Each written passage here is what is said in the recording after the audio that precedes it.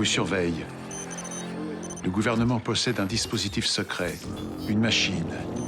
Elle vous espionne jour et nuit, sans relâche. Je le sais parce que c'est moi qui l'ai créée. Je l'avais conçue pour prévenir des actes de terrorisme. Mais la machine voit tout. Tous les crimes impliquant des citoyens ordinaires, tels que vous. Des crimes dont le gouvernement se désintéresse. Alors, j'ai décidé d'agir à sa place. Mais il me fallait un associé, quelqu'un capable d'intervenir sur le terrain. Traqués par les autorités, nous travaillons dans l'ombre. Jamais vous ne nous trouverez. Mais victimes aux criminels, si votre numéro apparaît, nous vous trouverons.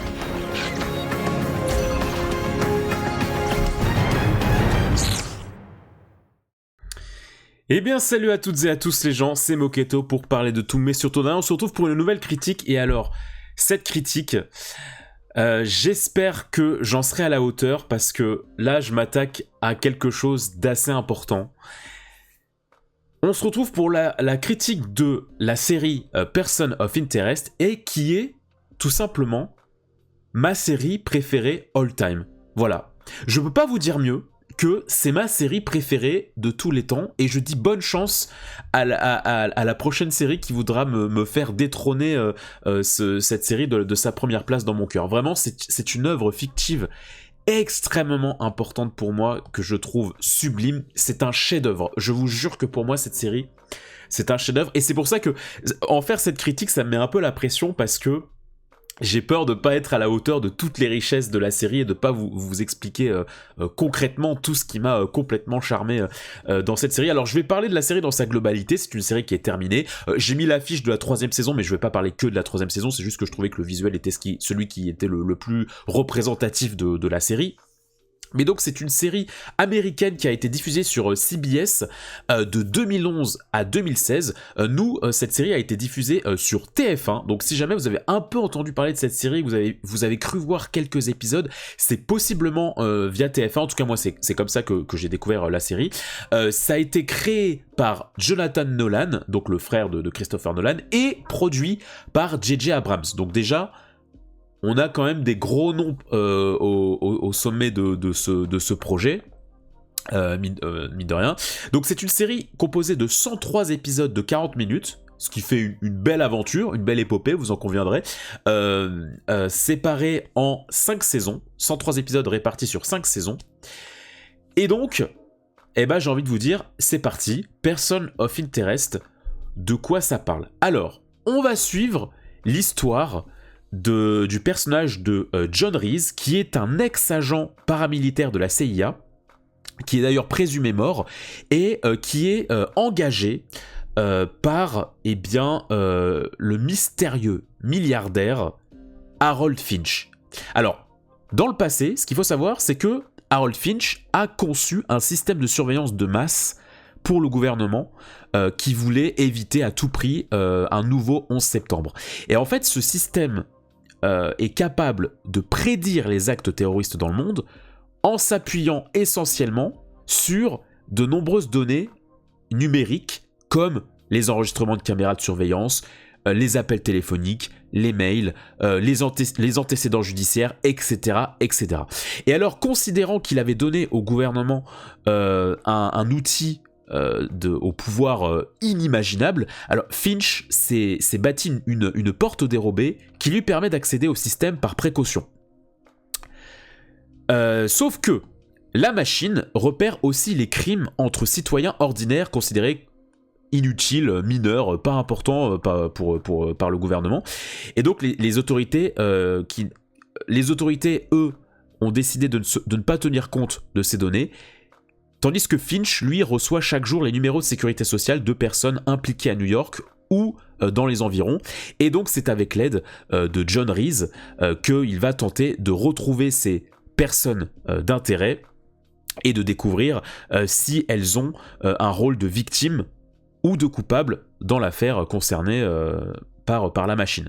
Et donc, ils sont traqués, les deux justiciers sont traqués par le lieutenant de police Jocelyn Joss Carter, Et ils sont aidés par un ancien véreux, Lionel Fusco, qui leur fournit des informations sur sa collègue policière et sur la police en règle générale.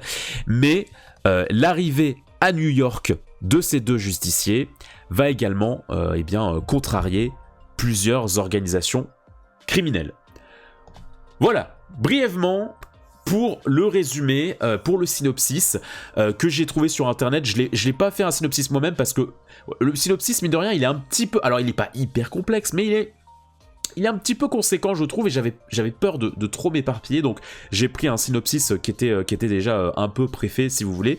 Et donc, alors, je n'ai pas vu ce film, mais j'ai entendu via une critique que cette série est un petit peu un croisement entre le film Minority Report et Les Experts. Alors Les Experts, j'ai vu quelques épisodes, mais le film Minority Report, si jamais il y en a qui connaissent, bah voilà, cette série ferait un petit peu penser à ce film. Et alors, par où commencer ? Donc déjà, je vais revenir sur l'histoire pour un petit peu remettre les pendules à l'heure et être sûr que tout a été bien compris de votre côté. Mais en gros, ce qu'il faut comprendre, c'est que y a un geek et un mec qui entrent en action, deux justiciers. Le geek est celui qui a créé une machine capable de prévoir les actes criminels. Il a offert cette machine au gouvernement, mais le gouvernement n'est intéressé que par les actes criminels d'un niveau menace nationale, donc terrorisme, etc. Tout ce qui est crime mineur, de gens lambda comme vous et moi, le gouvernement s'en désintéresse. Et sauf que Finch, lui, il n'est pas d'accord avec ce procédé.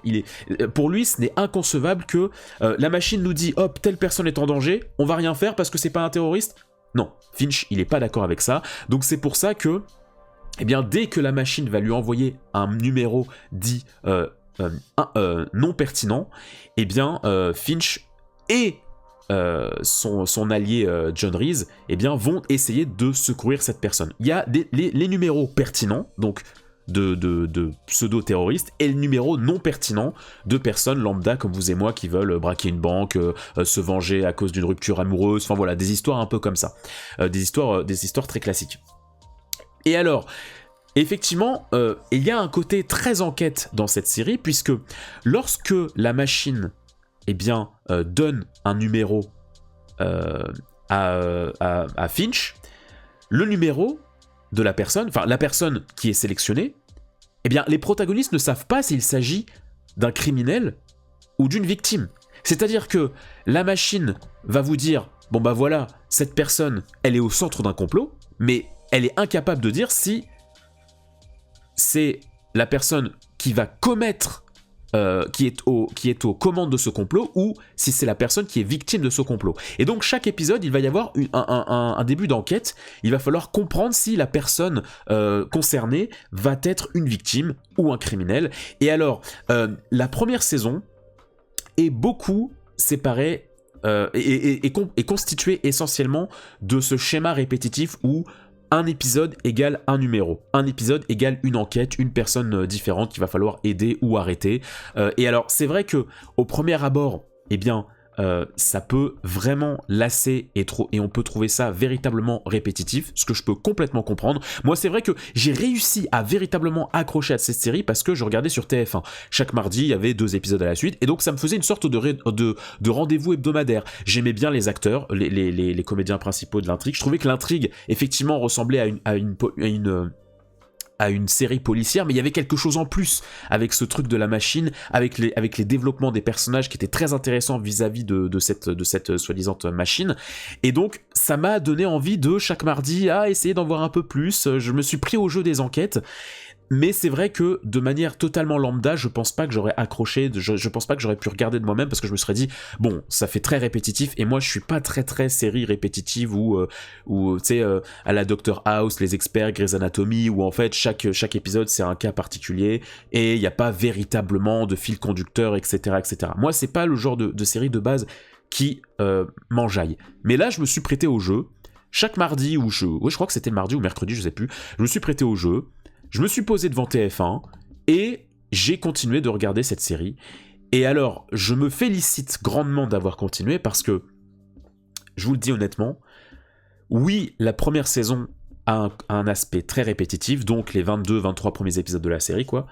Mais plus vous allez avancer dans la série, et plus vous allez avoir de fil conducteur et des enjeux qui vont devenir de plus en plus grands. Vous allez apprendre beaucoup plus de choses sur les personnages principaux, des choses très importantes, des choses très sombres. Vous allez apprendre beaucoup plus de choses sur cette fameuse machine, le gouvernement américain qui va s'en mêler, plusieurs organisations criminelles qui vont être de plus en plus importantes, de plus en plus récurrentes et on va dire étouffantes par rapport aux protagonistes. Il va y avoir plein d'histoires au sein de l'équipe des héros, il va y avoir de plus en plus de questionnements, voilà. Ça, véritablement, plus vous allez avancer, plus vous allez apprendre des choses. On va dire que la saison 1 est très classique. La saison 2, il y a des personnages plus récurrents qui commencent à apparaître, plus de fil conducteur, plus de développement d'enjeux, et saison 3, ça s'envole. On va dire, voilà, je vous le pseudo-spoil. Si vous atteignez la saison 3, là, vous entrez dans vous entrez véritablement dans l'explosion, là, vous vous dites, ah oui, ok, là, on entre complètement dans une autre optique. Donc c'est pour ça. Je tiens à être totalement transparent avec vous. Vous m'entendez dans ma critique. Si je ne faisais que vous balancer tous les éléments positifs de la critique et que vous regardez les 5-10 premiers épisodes et que vous êtes là... Ah, c'est ça ta série chef-d'œuvre là ? Oh, c'est sympa, hein, Moquette, hein. Mais bon, j'ai vu ça un peu 1000 fois, hein. Soyez patient, je vous assure, soyez patient, dépassez le cap de la première saison, parce que véritablement... il y a beaucoup plus de richesses. Dans la saison 1, toutes les richesses ne sont pas exploitées.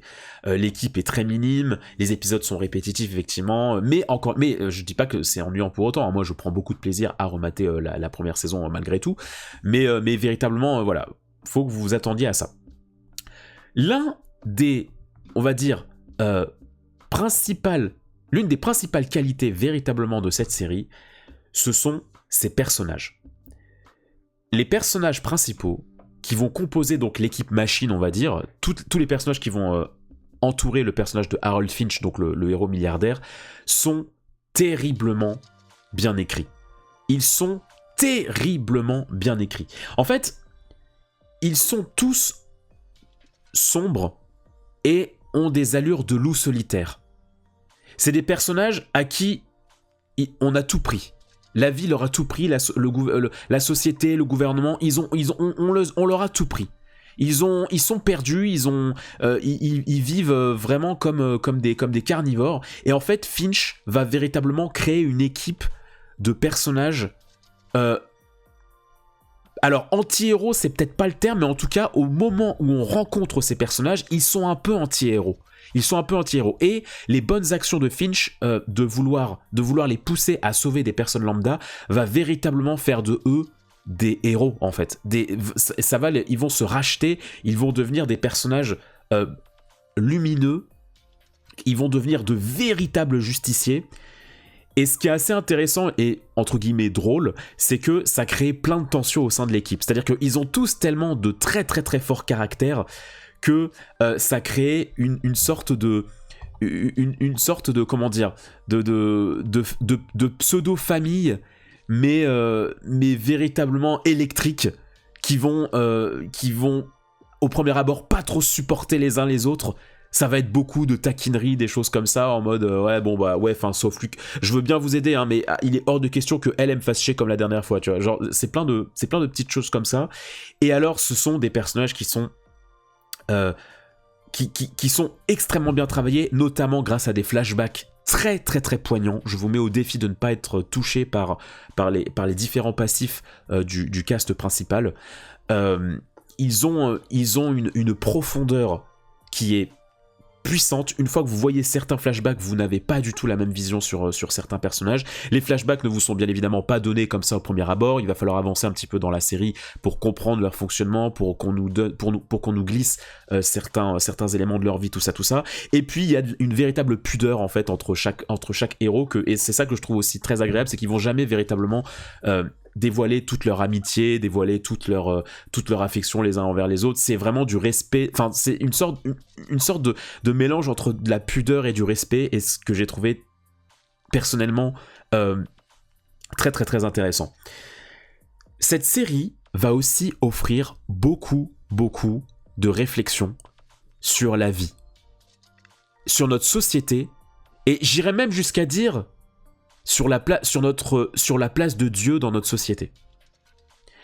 Parce que on va souvent remettre en question le rôle de la machine. Harold, c'est donc le père de la machine, c'est donc le créateur de la machine, et très régulièrement, la série va revenir sur ce questionnement de mais qui suis-je en fait pour posséder un tel pouvoir ? Qui est-ce qui est en droit de posséder un tel pouvoir ? Et surtout, ce qui est très intéressant, c'est que au final, c'est même encore aujourd'hui, en 2023, c'est extrêmement d'actualité. Ce côté machine qui nous surveille tous jour et nuit, voilà, avec notamment Google qui analyse toutes nos données, qui grâce à nos habitudes, à nos relevés bancaires, qui va être capable de véritablement analyser chaque personne, chaque comportement, et les réseaux sociaux qui nous mettent sur écoute et qui vont en nous observant, vont sans arrêt nous balancer des suggestions de pub par rapport à ce qu'on consomme. Enfin, c'est encore d'actualité. C'est complètement encore d'actualité, ce côté on est sans arrêt surveillé, et je trouve que cette série dénonce totalement bien ce système-là, nous pose les bonnes questions par rapport à ce système-là, et nous fait nous demander mais est-ce que c'est une bonne chose ou pas ? Parce que d'un côté, oui, ça nous protège, on peut pas se mentir, le fait d'être sans arrêt surveillé via nos webcams dans les rues et tout, bah, ça peut sauver des vies. Le fait on cherche un agresseur, et bah hop, grâce à certaines caméras, on peut le détecter, on peut savoir où il est allé, on peut savoir dans quel coin il se déplace. Et d'un autre côté, elle est où la vie privée ? Elle est où la liberté de la vie privée, tout ça ? Et bah cette série, plusieurs fois, va remettre en question ça, et ce qui fait que ça donne beaucoup de nuances sur les différents personnages. C'est-à-dire que tu peux à la fois être d'accord avec leur fonctionnement, comme à la fois pas vraiment. Plusieurs fois, la série va te proposer des sortes de dilemmes moraux, où tu vas te dire « Ah !» Et en fait, ce qui est très intéressant, c'est que moi, je vois beaucoup de séries, je vois beaucoup de films qui parlent effectivement de cette place de l'intelligence artificielle, mais qui, en même temps, délaissent un petit peu le rapport humain. Et ben, je trouve que cette série apporte une sorte d'équilibre parfait entre le rapport humain et la place de l'intelligence artificielle. C'est-à-dire que quand bien même il est beaucoup question de l'intelligence artificielle, de la numérisation de nos vies, eh bien la série va véritablement nous montrer des rapports humains terriblement profonds. Il va nous montrer des personnages, des relations, des développements de personnages terriblement humain. Et moi, c'est ça qui m'a totalement séduit dans cette série aussi, c'est ce côté, on montre les forces et les faiblesses de l'intelligence artificielle, mais surtout, on montre la puissance des liens entre les êtres humains sans qu'il y ait besoin du côté numérique, du côté intelligence artificielle. C'est l'être humain qui est avant tout mis en avant, quand bien même l'enrobage de cette série, c'est effectivement voilà, tout ce que je disais sur l'intelligence artificielle, le numérique et tout. Ça, c'est le paquet cadeau, mais dans le cadeau, à l'intérieur, le contenu de cette série, c'est avant tout du développement humain. C'est avant tout montrer des relations de personnages, ne serait-ce que dans le plot de base, en fait. Avec, eh bien voilà, comme je vous expliquais, ces personnages qui vont avant tout chercher à protéger les citoyens de New York, à vouloir se lier des liens avec plein de personnages. Plein de fois, quand les épisodes se terminent, j'avais un pincement au cœur parce que je me disais, putain, cette histoire, elle m'a touché, et c'est dommage parce que je sais que ce personnage, on va pas le revoir. On le reverra pas, ce personnage, parce que ils ont sauvé cette personne est redevable envers la team de Harold, mais on les reverra pas. Et moi, c'est ça que je trouve terriblement puissant et attachant dans cette série. Ce qui est ensuite très intéressant dans cette série, là, je vous ai un petit peu parlé du contenu. Mais là, j'ai envie de vous parler du contenant. C'est-à-dire la réalisation. C'est-à-dire que je suis terriblement heureux que ma série favorite ait autant de soin sur sa réalisation. Je sais pas si vous l'avez vu je sais pas si vous avez fait gaffe sur les nombreux screens et les quelques plans que je suis en train de vous partager depuis le début de cette critique, mais est-ce que vous ne trouvez pas que les plans sont terriblement soignés ? Je trouve véritablement que les plans choisis, les compositions de cadres, les compositions de lumière, la manière où est placée la caméra, c'est terriblement beau.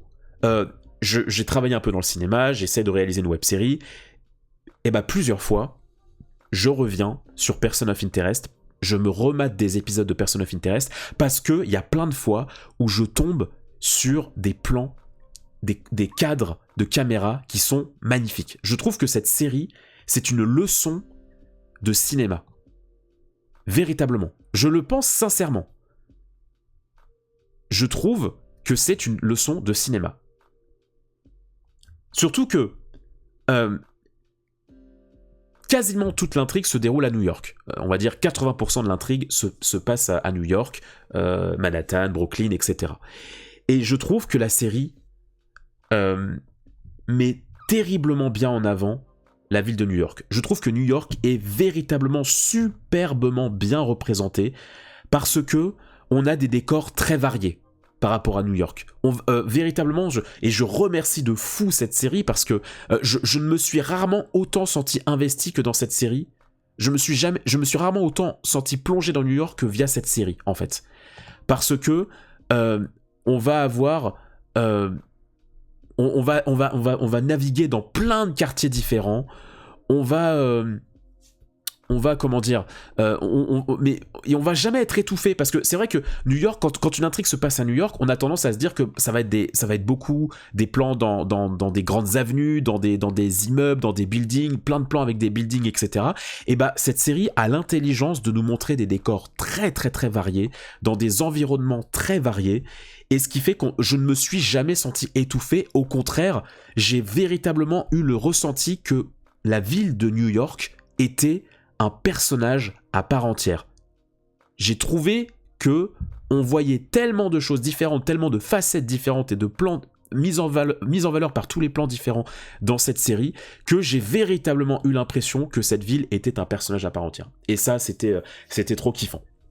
Autre chose pour parler de la réalisation, d'abord je bois et ensuite je vous en parle. Cette critique est sponsorisée par Cristalline, pas du tout, c'est une blague bien évidemment, mon humour est exaltant. Autre chose qui est extrêmement intéressant dans cette réalisation, alors ça va peut-être pas plaire à tout le monde, mais ce qu'il faut savoir c'est que le rythme des épisodes est très soutenu. C'est une réalisation très très très soutenue, c'est-à-dire que comme je vous expliquais, voilà, il va être question d'enquêter sur des gens, et donc c'est vrai que en un épisode, en 40 minutes, vous allez avoir hop, cette personne c'est le numéro, ok, on enquête sur elle, ok, on apprend un peu plus sur sa vie, on va essayer de se rapprocher de cette personne, ah ok, alors qui ça peut être le criminel, telle personne, non peut-être telle personne, ah, je crois que c'est cette personne, hop, voilà, en fait, il va y avoir tout un esprit d'enquête. Et ensuite, il va y avoir du développement de personnages, du développement de lore sur d'autres fils conducteurs. On va développer les personnages principaux. Voilà. Donc, ce qui fait que en 40 minutes, il y a beaucoup de choses à raconter. Il y a vraiment beaucoup de choses à raconter. Et c'est pour ça que les épisodes, la série adopte un rythme d'épisode assez soutenu. Vraiment, vous allez très vite passer d'une séquence à l'autre. Ça va un peu vite. Ça, c'est peut-être quelque chose qui ne va pas plaire à tout le monde. Moi, j'ai adoré parce que je trouve que la série sait parfaitement se poser quand il faut. C'est-à-dire que vous n'allez certes jamais avoir des séquences, vous n'allez jamais avoir deux séquences qui vont s'enchaîner où ça va être de la discussion pendant 10 minutes à la Breaking Bad ou des choses comme ça, vous voyez, avec des ambiances très posées. Non, la série ne va pas faire ça. Vous n'allez pas avoir vous n'allez pas avoir un moment de gros flottement où vous allez vous ennuyer. Non, c'est quand il y a un moment de discussion, il va être efficace, il va être profond. La série, je ne dis pas que les personnages ne discutent jamais, au contraire, je ne sais pas ce que je dis juste que quand la série va vouloir faire du développement de personnages, va vouloir vous proposer des séquences plus posées de discussion, etc., eh bien, ça va être le temps d'un instant, ça va être durant 2-3 minutes, durant lesquelles il va y avoir du texte très bien écrit, mais ça ne va jamais dépasser les 3-4 minutes.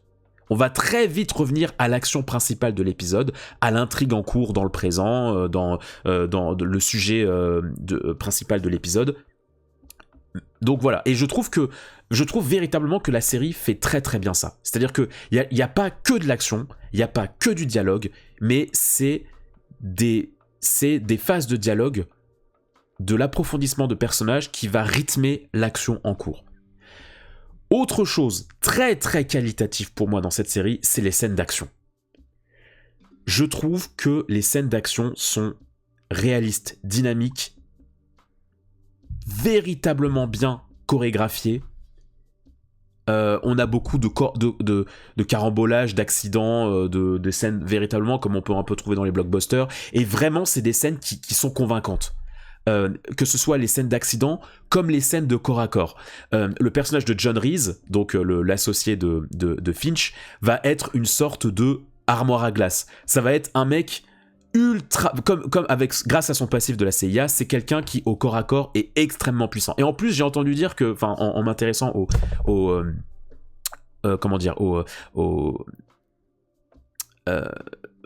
making of, que l'acteur en fait lui-même avait eu plusieurs fois des cours de alors je sais plus quel sport, mais en gros il a déjà fait du sport très corps à corps, tout ça, et ça se sent en fait, ça se sent parce que il gère de fou les combats, mais c'est tellement bien chorégraphié. Il y en a beaucoup, il y a quand même beaucoup de scènes de combat au corps à corps, et vraiment c'est très très bien chorégraphié, c'est très rythmé, c'est violent sans tomber dans de la violence gratuite.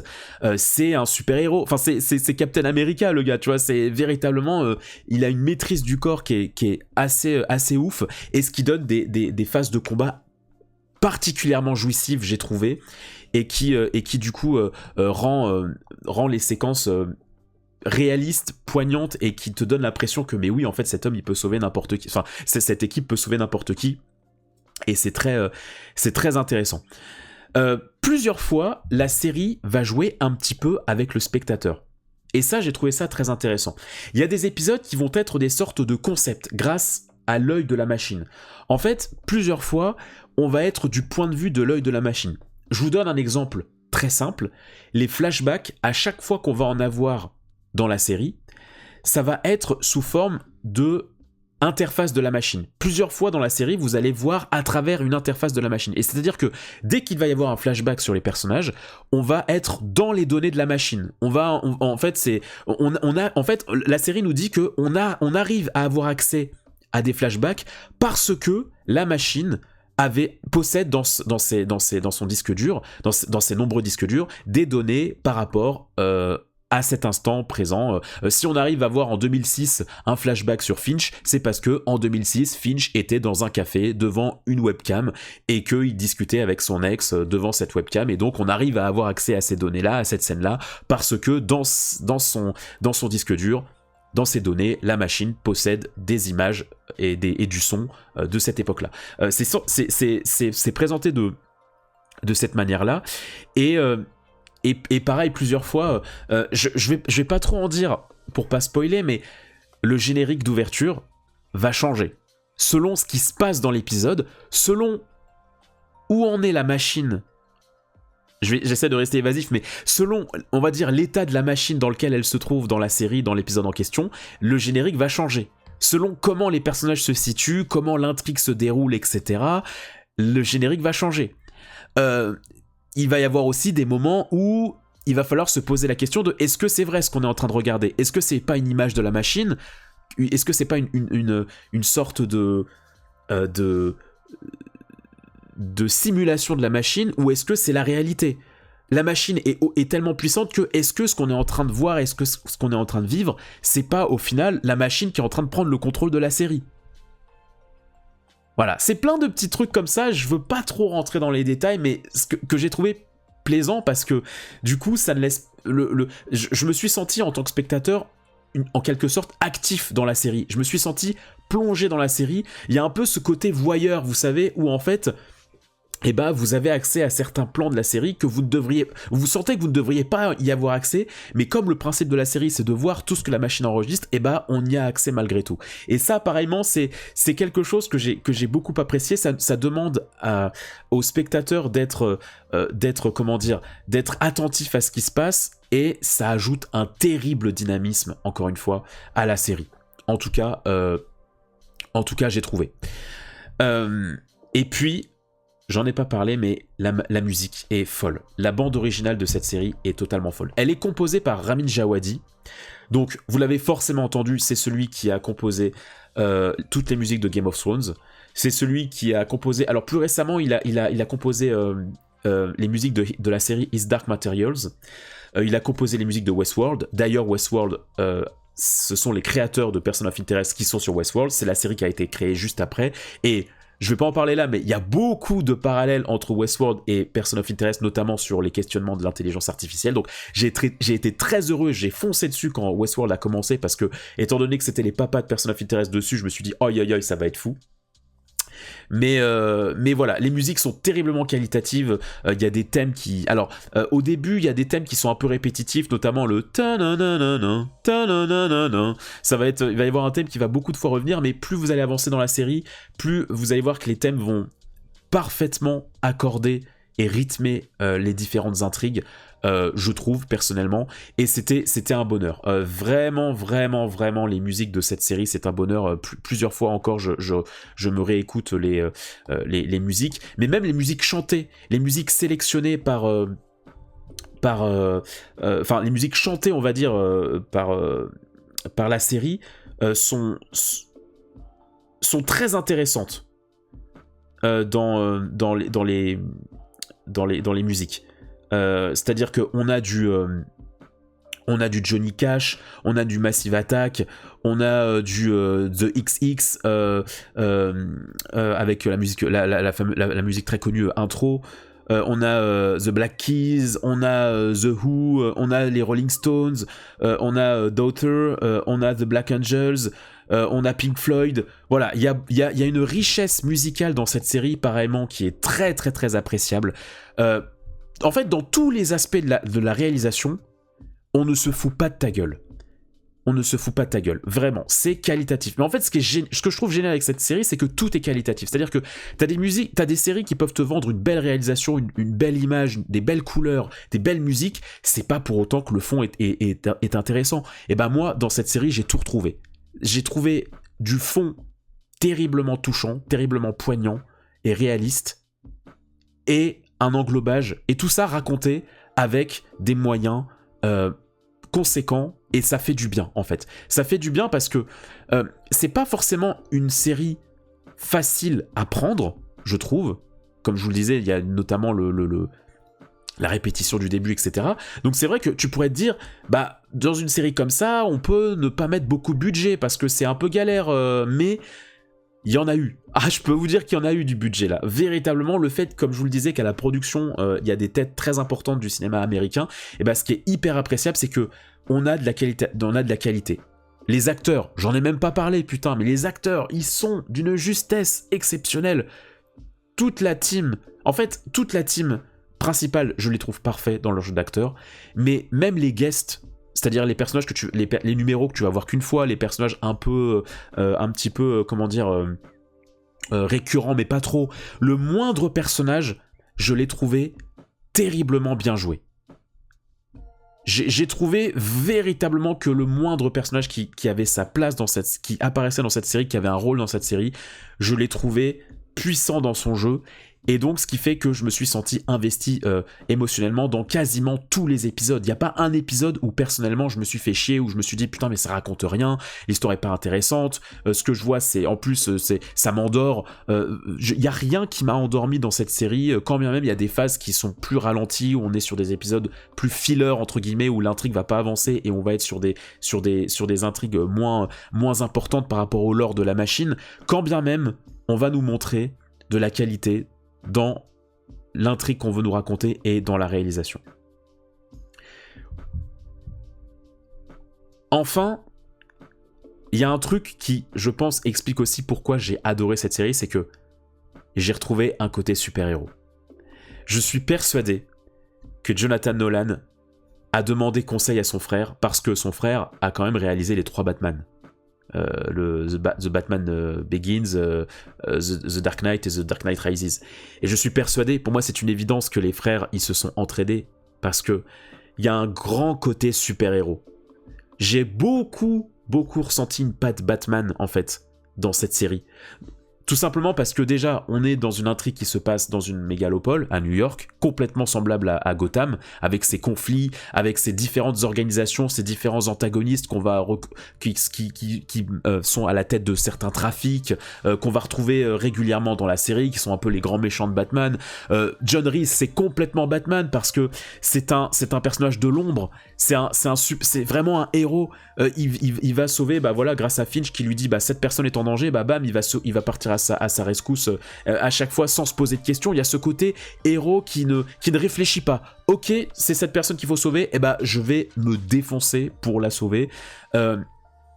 Le personnage de John Reese est très rapidement surnommé l'homme en costume, parce que l'une des particularités, on va dire, de John Reese, donc, c'est que, en fait, quelle que soit la mission, il est habillé en costume.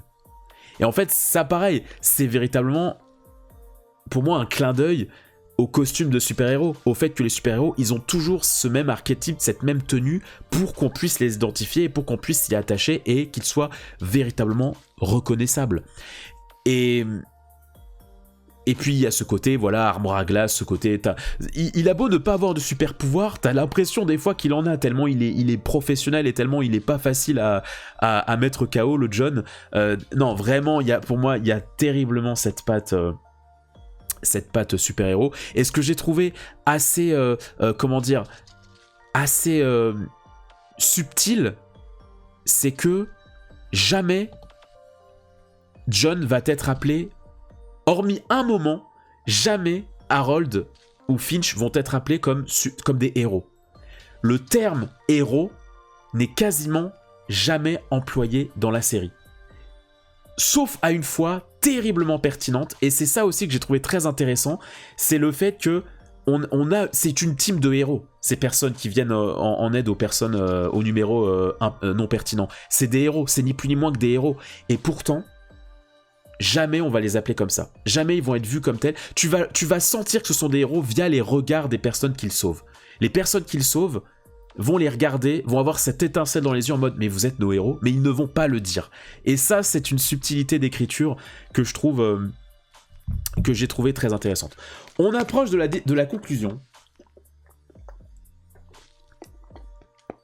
Parce que 37 minutes, moquette, faut peut-être pas déconner au bout d'un moment, mais vraiment, je me voyais pas vous en parler que 15 minutes, tellement il y a de choses à dire sur cette série, mais... Vous l'aurez compris, pour moi, c'est une série soignée dans tous ses aspects. Dans la réalisation, dans sa musique, dans son rythme, dans son écriture, dans ses thèmes abordés, dans ses développements de personnages.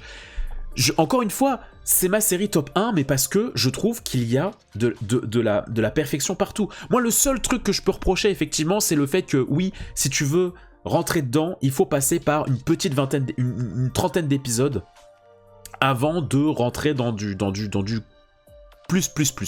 C'est peut-être le seul défaut que je trouve à la série, mais sinon, c'est un voyage de réflexion.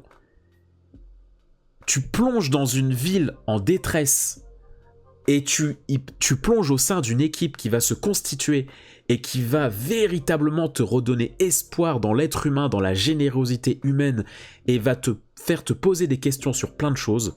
Et surtout, ce que j'ai adoré, ce dont je suis très fier aussi, c'est qu'on a eu la chance de ne pas avoir la saison de trop. Cette série a été diffusée sur CBS aux États-Unis, la série qui diffusait NCIS, etc., des séries un peu policières, tout ça. Et c'est vrai que le début de la série fait très policière, donc au début tu te dis oui, c'est pertinent que cette série tombe sur une chaîne comme ça, mais le truc c'est que plus la série avance et plus ça demande une fidélisation du public. Autant les premiers épisodes, il n'y a pas vraiment besoin d'une fidélisation parce que c'est un épisode, un numéro, donc il n'y a pas besoin d'avoir vu tout, tu te dis pour comprendre, mais plus tu vas avancer, plus là ça demande une vraie fidélisation et t'es obligé d'avoir vu tous les épisodes pour comprendre où ça en est. Et CBS, je pense, a commencé à comprendre ça, a commencé à comprendre le danger de ça, le fait que au début, Person of Interest c'était en début de soirée, mais là, une série aussi importante et qui demande autant d'investissement, ils se sont dit, bon, là c'est un peu dangereux, si on commence à perdre le public, on va perdre de l'audimat. Et donc ils ont commencé à, je crois que c'est à la saison 4, ils ont modifié l'heure de diffusion de Person of Interest, ils l'ont mis en seconde partie de soirée. Et ce qui fait que l'audimat a terriblement baissé, en seconde partie de soirée. C'était le risque, hein, le fait de peut-être, certes, s'adresser à un public plus fidèle, bah, c'est aussi changer l'horaire de diffusion et donc prendre le risque d'avoir moins de spectateurs, ce qui s'est passé. Il y a eu moins de spectateurs, ce qui fait que la saison 5 a été, entre guillemets, amputée de plusieurs épisodes, c'est-à-dire que les 4 premières saisons font 22-23 épisodes, la saison 5 en fait 13. Elle en fait beaucoup moins, ce qui fait que la dernière saison, tout va très vite, effectivement, d'un point de vue intrigue, d'un point de vue dénouement, mais c'est bien quand même, attention. La fin est très très bien, et je suis très heureux, parce que c'est très facile de faire un bon début, un bon concept, de bon développement, mais alors c'est très difficile de faire une bonne fin. Et je suis terriblement heureux d'avoir une fin comme celle de Person of Interest qui boucle véritablement la boucle. Ce n'est pas la saison de trop. Les développements ont été où il fallait aller, là où il fallait aller. Le final de la série est... Je suis encore traumatisé du final de la série tellement il m'a profondément marqué sur beaucoup d'aspects. Donc à ce niveau-là, je me sens très heureux que cette série, croyez-moi, si vous arrivez au bout, normalement vous n'allez pas être dégoûté. Ça va vous emmener quelque part où ça va vous étonner, peut-être. Ça va vous prendre au tripes, peut-être. Mais en tout cas, je doute que la fin de la série va vous décevoir. Peut-être frustrer, mais décevoir, ça m'étonnerait. Pour moi, les créateurs ont eu la chance, je dis bien la chance, d'aller où ils voulaient aller. Je pense que le point final où ils sont allés, c'est véritablement le point final qu'ils voulaient atteindre. Et ça, il n'y a pas beaucoup de séries qui peuvent se permettre ça, qui peuvent se permettre de dire ça. Et donc rien que pour ça, je suis terriblement content de l'avoir en série top 1, parce que, mais notamment, je l'ai en série top 1, je pense notamment parce que les créateurs savaient où ils voulaient aller. Parce qu'il y avait des personnes terriblement talentueuse à l'écriture, et ce qui fait qu'on a pu avoir accès à une histoire complète, à des développements de personnages qui sont arrivés jusqu'au bout. Et encore une fois, pour tout ça, je vous encourage à 200% à regarder cette série. Voilà ce qu'il y avait à dire. Il y avait beaucoup de choses à dire, mais il le fallait pour Person of Interest, pour ma série du cœur. J'espère encore une fois que cette vidéo vous aura plu. Merci si vous avez tout regardé jusqu'à la fin, parce que c'était un petit peu long, j'en conviens. Moi, je vous souhaite plein de bonnes choses. N'hésitez pas à me balancer en commentaire ce que vous avez pensé de ma critique et de la série si jamais vous l'avez vue. Vous avez compris, ça vaut véritablement le coup, accrochez-vous. J'ai vu que la série était disponible sur Canal+, apparemment en VOD, en plateforme de streaming. Elle mériterait d'être sur Netflix, mais bon, c'est la vie, c'est comme ça. Donc en tout cas, si vous y avez accès et tout, je vous encourage, je vous en supplie, essayez de regarder cette série qui va, je suis sûr, vous emmener dans des coins que vous n'attendiez sans doute pas, et vers des réflexions que vous ne pensiez sans doute pas. Mais en tout cas, voilà, si jamais il y en a qui ont vu cette série, déjà n'hésitez pas à me partager vos avis. Moi en attendant, je vous souhaite plein de bonnes choses. N'hésitez pas à vous abonner, à mettre un pouce en l'air pour le référencement, pour aider la Moquette TV à un petit peu, à avoir plus de visibilité, tout simplement. N'hésitez pas à vous abonner, à visiter les différents contenus de la chaîne. Il y a plein de vidéos dans le catalogue qui vous attendent. En attendant, je vous souhaite plein de bonnes choses. Prenez soin de vous et à très vite. Ciao.